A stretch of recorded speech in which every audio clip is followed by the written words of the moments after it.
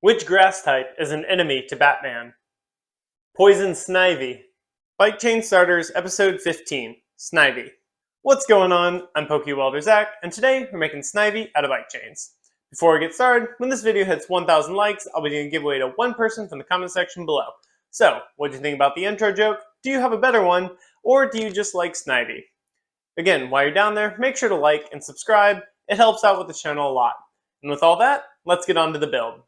Alright, let's break some chains and get on started.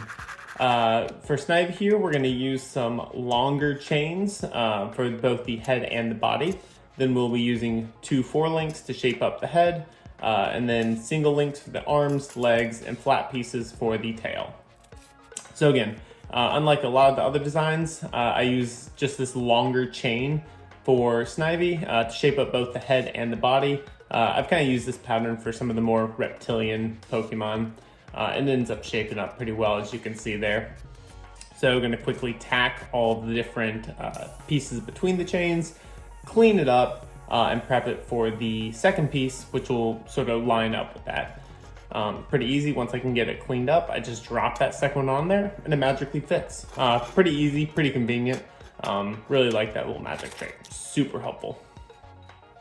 So once those are all cleaned up and attached, we'll use the 2 4 pieces to create these sort of standard little squares.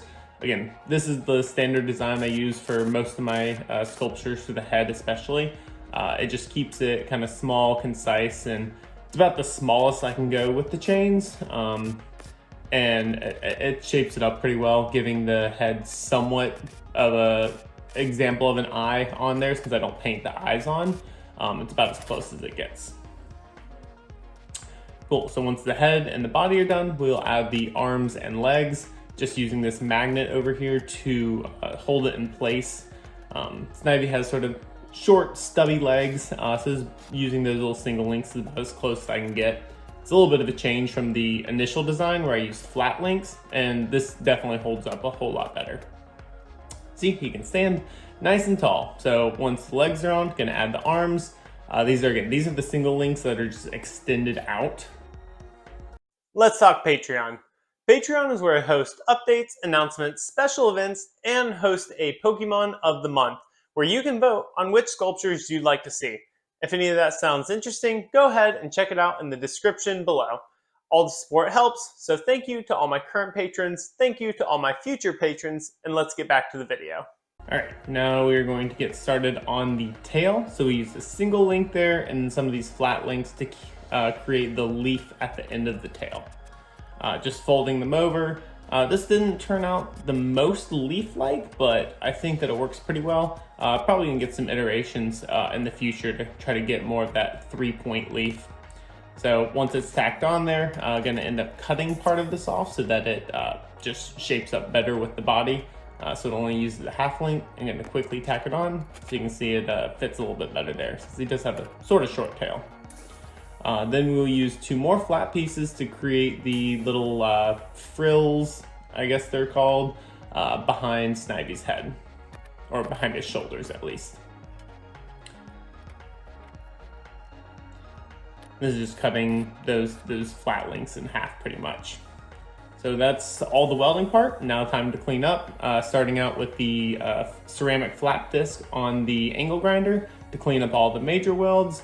And then we'll be finishing it up with the Dremel tool and a grinding bit to sort of get in those spots that the angle grinder couldn't reach. So there is our raw chain version of Snivy, and then we'll get on to the paint here in a second.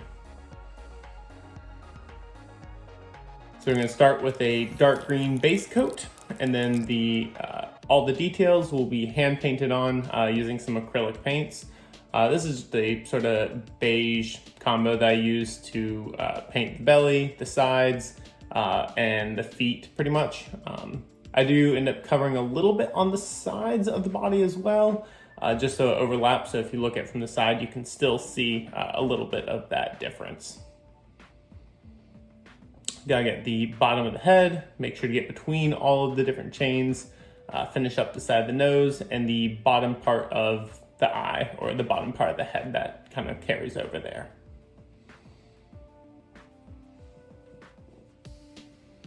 And then for the yellow, unfortunately this yellow paint does not work very well for me, so if anyone has any recommendations, please leave it in the comments below.